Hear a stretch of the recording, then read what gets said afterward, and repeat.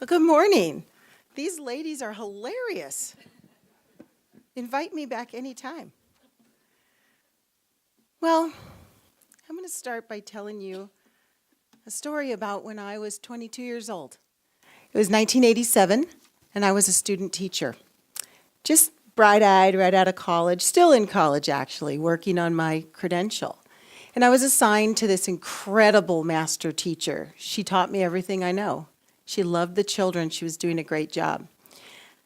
But next door to us, there was a teacher who wasn't doing such a great job. And I witnessed every day as she would grab these little kids by the arms and yank them and drag them over to get them into line, and she'd look right into their little faces and scream at them. I was 22 and terrified. They were 6 years old. They were first graders. And this woman manhandled them every single day. So I went to my master teacher. And I said, gosh, I'm learning about being a mandated reporter of child abuse, and I think I see some next door. And it's the teacher. And my master teacher sat me down that day, and she said, Rebecca, today's the day you learn about teachers' unions. And she taught me about teacher tenure. And I was so naive, I thought it meant 10 years. I had no idea in my state you actually can get tenure in 18 months. But what I've learned since is it's not just teacher tenure. It's teacher tenure in conjunction with collectively bargained grievance procedures that literally tie the hands of administrators, and they can't get rid of teachers like the woman who manhandled the children. When I watched her manhandling them, she had these really tight curls on the top of her head, and they would bounce up and down. And in my young mind, I would see Witch Hazel's bobby pins popping out. You know how your mind comes up with things to cope with something awful? So to this day, I think of her as the witch. And I just wonder, what's burned into the minds of those children today. They're adults now. I wonder, what they remember. So when I signed my first contract as a teacher a few months later, and they put the teacher union, paperwork in front of me, I said, oh no, thank you. I don't want to join. I heard I can opt out. And they said, well, you don't have to be a member, but you have to pay our fees. And if you want to teach, you'll sign that paper.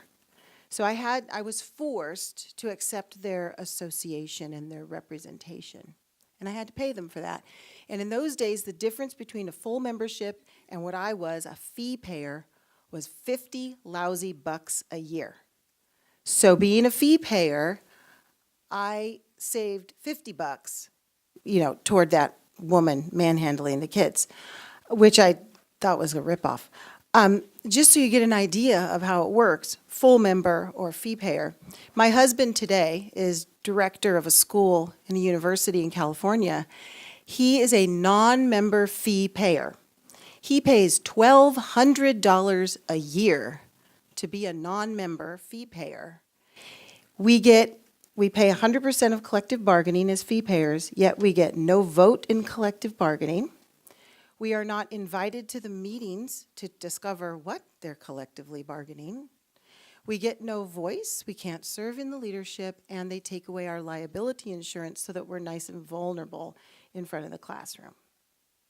So I thought that was wrong. In addition, they bully you. If you dare to be a fee payer, they call you names and bully you. So I tried to make a difference, tried to make my voice heard, tried to make the voices of my colleagues heard as a non-member for quite a few years, and I discovered I couldn't make a difference. So I joined, and I became a full dues-paying member. And during that time, I served as a representative, a union representative. And I served on the leadership of my local association, so I was a board member. And I'll just tell you one of many stories from that time. So I was still a union leader when our economy crashed, about 2009, 2010. And during that time, We were told that several outstanding teachers in our district were going to lose their jobs. They were going to be laid off because there wasn't enough money to pay for them. So these teachers were great. And by the way, not sure if you know, but the unions have collectively bargained for something called last in, first out, or LIFO for short. So if you're the last one to be hired, you're the first one fired, even if you're teacher of the year, it doesn't matter. So all the teachers who were going to lose their jobs happened to be younger, newer teachers.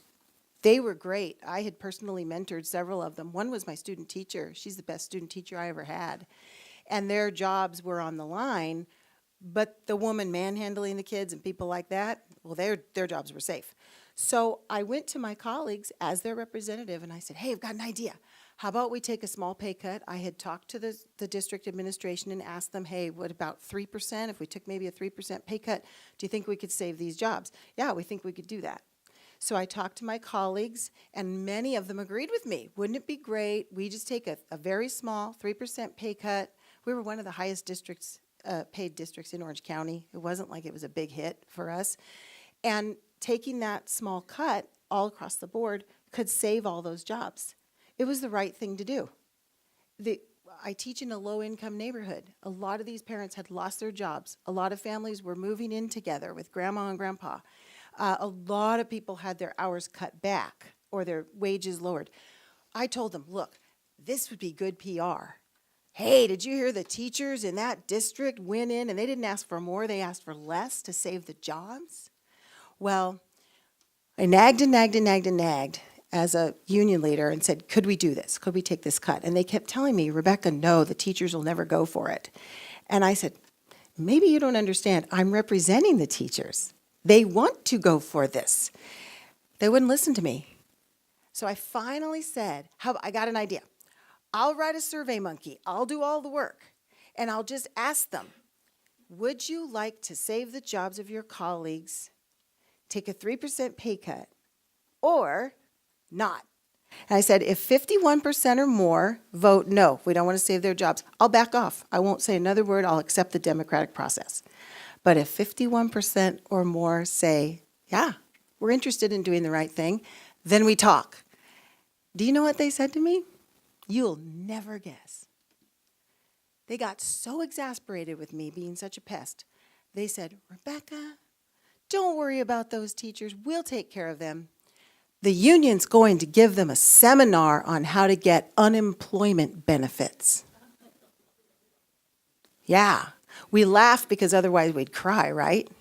It happened. It happened.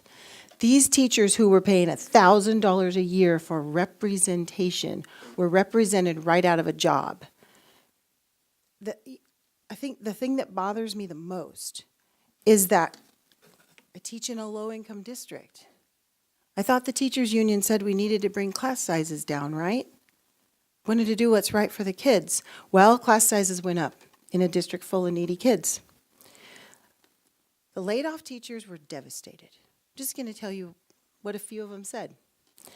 One of them told me she couldn't understand why the district didn't appreciate her after she'd brought up writing scores tremendously. Another one was pregnant. She lost her medical insurance. And a third one said to me, gosh, I must have missed God's calling on my life. I mean, those aren't light problems. Those are heavy. And the union allowed these teachers to think it was the district's fault that they were laid off. It wasn't the district's fault. It was the union's fault. They refused to listen to the voices of those they supposedly represent. So you just heard I was a leader, right? I had no voice. I had no vote, I had no choice, and there was no democratic process. We were totally silenced by the union we're forced to fund, yet we had no recourse. I know the unions tell you that we all certify them, right? That we get a vote. Well, Rebecca chose to have this union. Well, let's talk about that. The union I'm forced to fund or was forced to fund was certified when I was a small child. No one will tell me the date, but a friend of mine who's in her 80s now tells me that it was about 1974 when the unions came in and started opposing her beliefs and opposing her work ethic. And I was 9 years old in 1974. So I guess that's when my union was certified. Between my husband Charles and me, we have been serving California students for 70 collective years. We have both paid union dues to a union we do not want and do not appreciate. Those entire 70 collective years, we have never had a vote to even certify them. Neither one of us has been given the opportunity even for a recertification vote. Nothing. My husband, as director of a school, that $1,200 a year he pays, because he's director, they file grievances against him too. No one ever represents him in those grievances.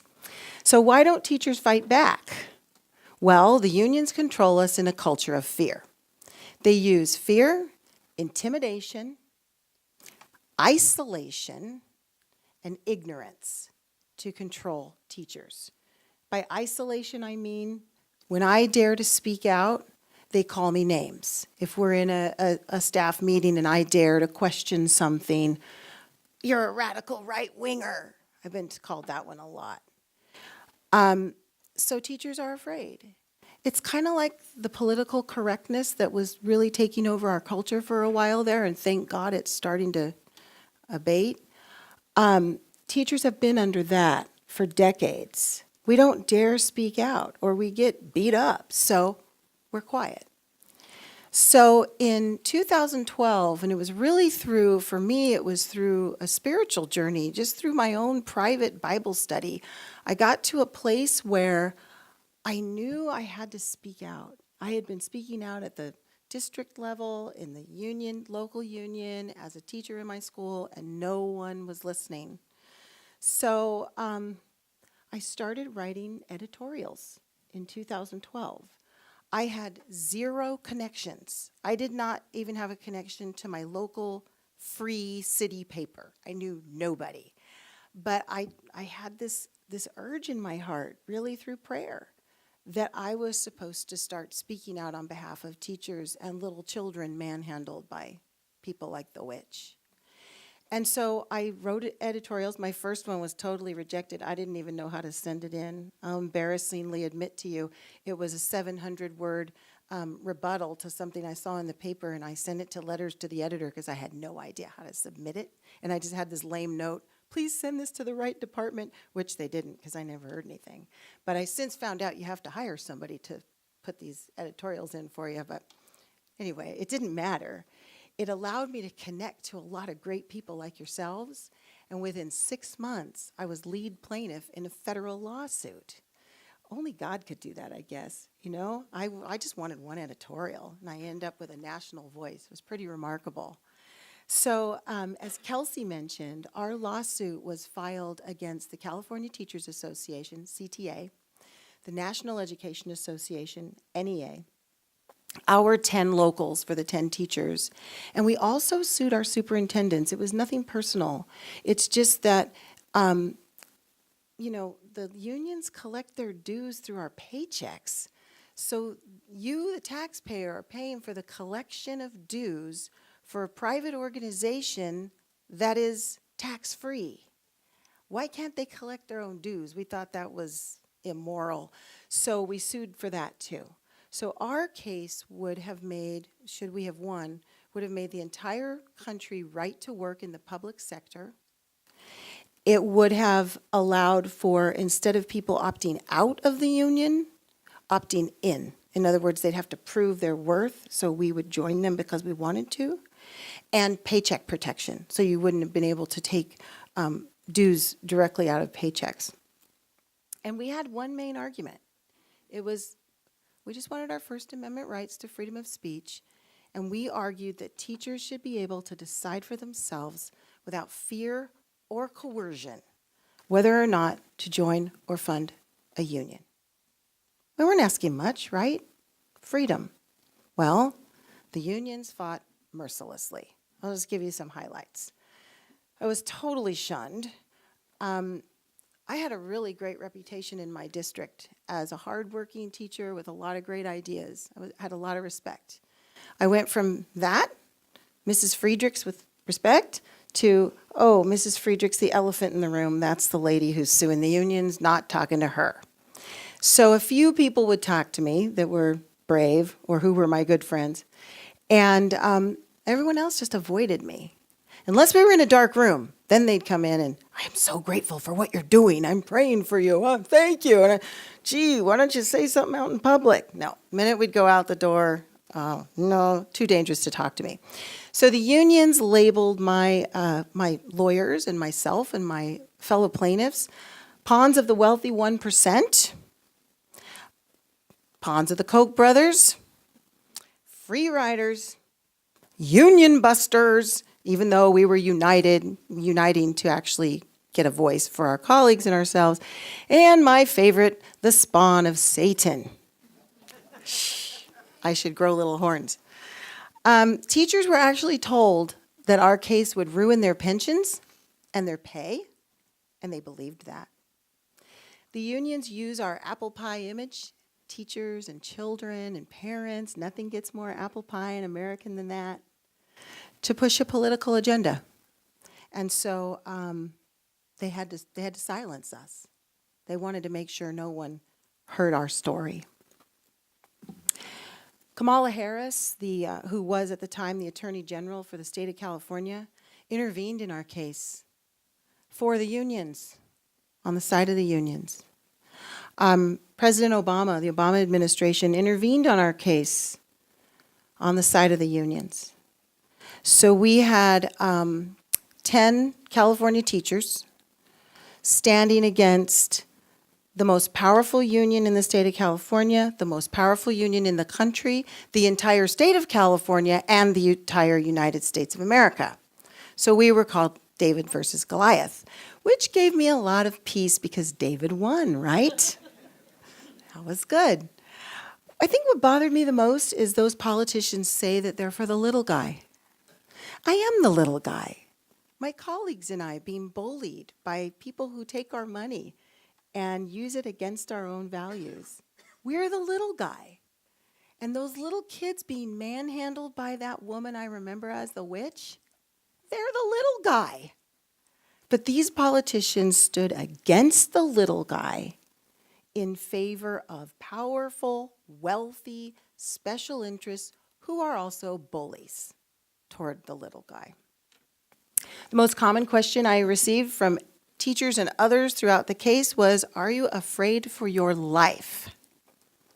That tells you something. The second most common question was, are you afraid for your job? The culture of fear. It's very real. So on on January 11th, 2016, we had oral arguments at the United States Supreme Court. It was my attorney on our side, and the other side had 3 attorneys arguing. One, Solicitor General of the State of California, Solicitor General of the United States of America, and then the attorney for the unions. Our opponents conceded our main argument that collective bargaining in the public sector by nature is political. They said, yes, we agree. And we all went, oh, we couldn't believe it. Everyone knew we won that day. We won the arguments. Most believed that we were poised to win with a 5-4 decision. Even the New York Times thought that we would win our case. It was a really, really good day. But 1 month later, you all know what happened. Justice Scalia died. Devastated. It was the worst day. And my husband, thank God, said the only appropriate thing to say as we stood there watching breaking news, he looked at me and said, let's go pray. And we did, and that's all. We couldn't even utter a word. But day 3, after Scalia's death, Charles, my husband, and I were devastated. 2 days we couldn't even talk. Just, survival. But day 3, we both woke up with renewed hope. And the message that God placed on my heart was, look, I don't ask a girl to put her neck on the line, go out of her comfort zone, go to the United States Supreme Court, just to lose. So, girl, you've got work to do. And throughout my journey, the story of the widow's mite spoke to me. You know that story? There was this widow, and she put 2 mites in the offering jar. It's like 2 pennies. And Jesus saw her, and he told his disciples, see that lady? You know, that widow, she just put in 2 mites in the offering jar. She just gave more than the wealthy because she gave out of her faith, out of her nothingness. Well, that story had compelled me through the whole journey. And I even wear this widow's mite necklace every single day because it reminds me, the message I got was, look, Rebecca, you just give your 2 mites. I'll do the rest. So that day 3, that's what came to me was, look, I have given you a national voice. Use it. I have given children and teachers and parents a voice through you. Keep using it. Just keep giving those 2 mites. So I'm grateful to people like you who call me out to speak so that I can keep giving them a voice. So because of that, I'll keep on fighting. And there's millions of public sector workers and teachers out there who are they just want a voice. A lot of them love the union.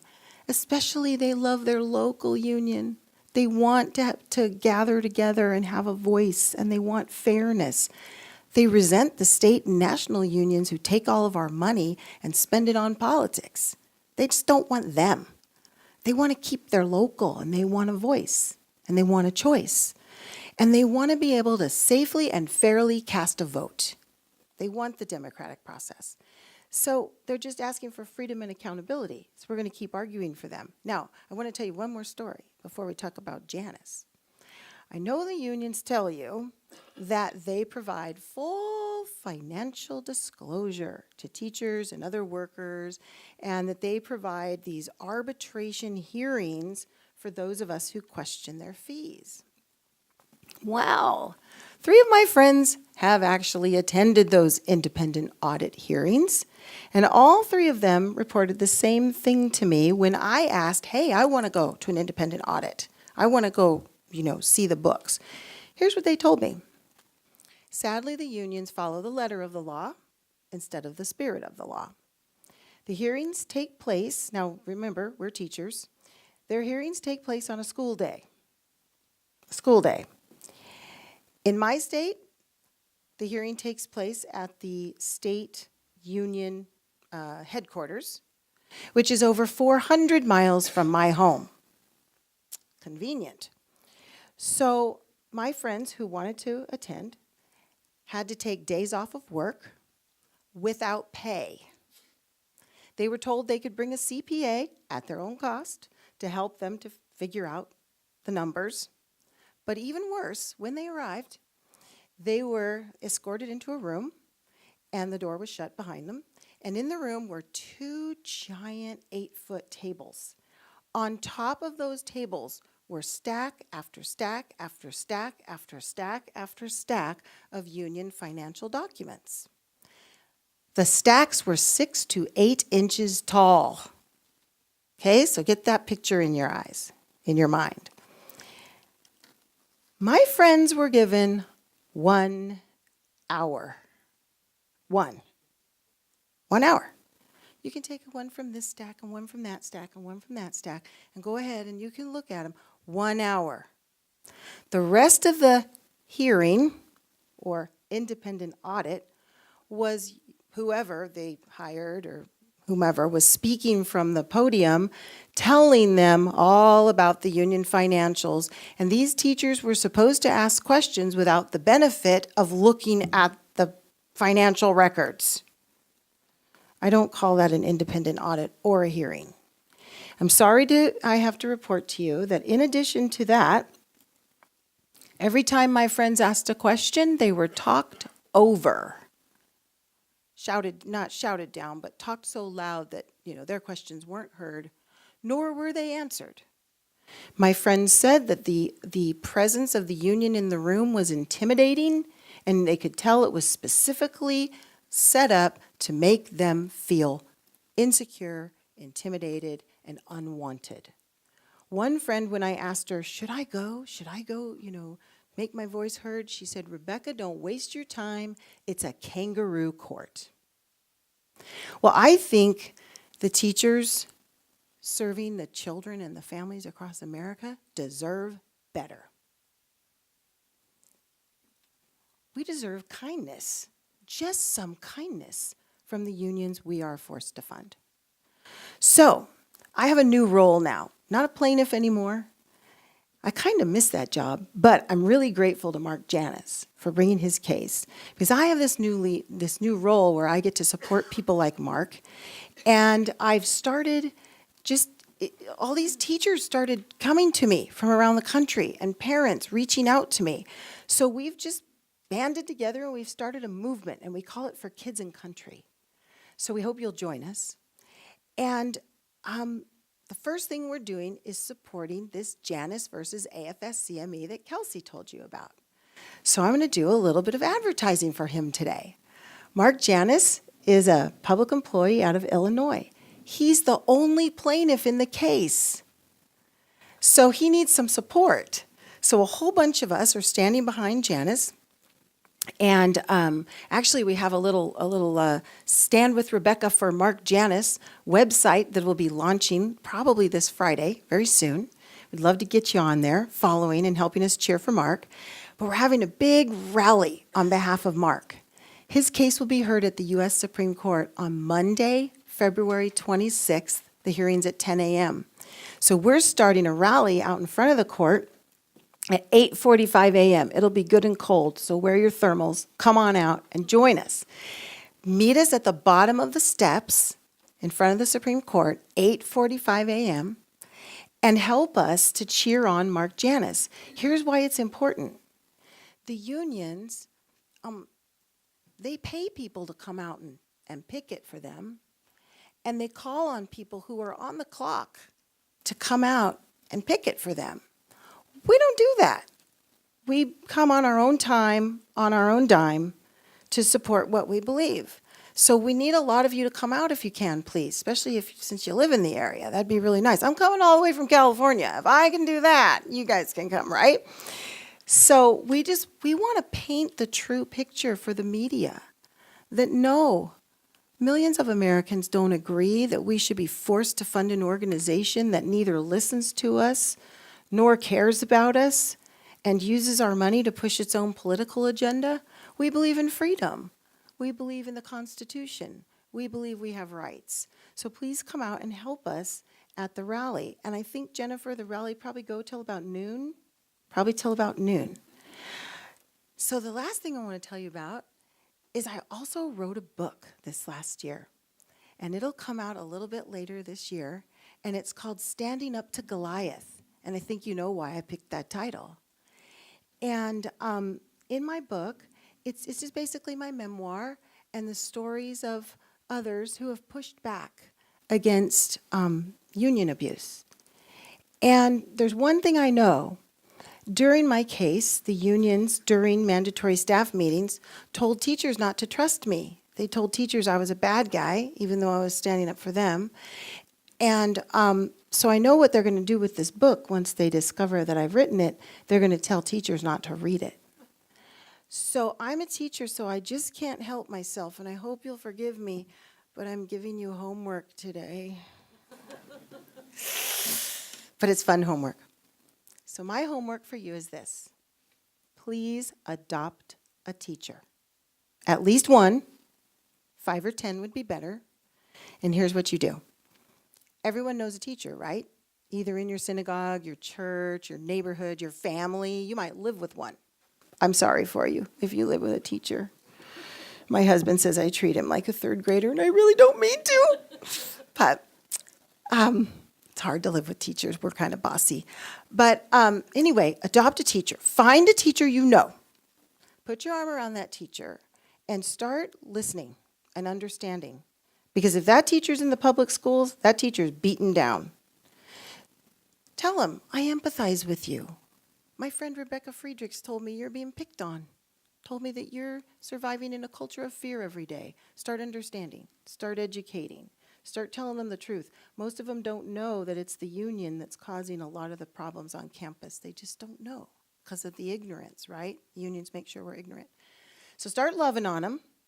And then when my book comes out, I'm not asking you to buy more than one copy. I hope you'll get one. But after you read it, please read it. Don't put it on your bookshelf. Give it to your teacher. Adopt that teacher and give them your copy.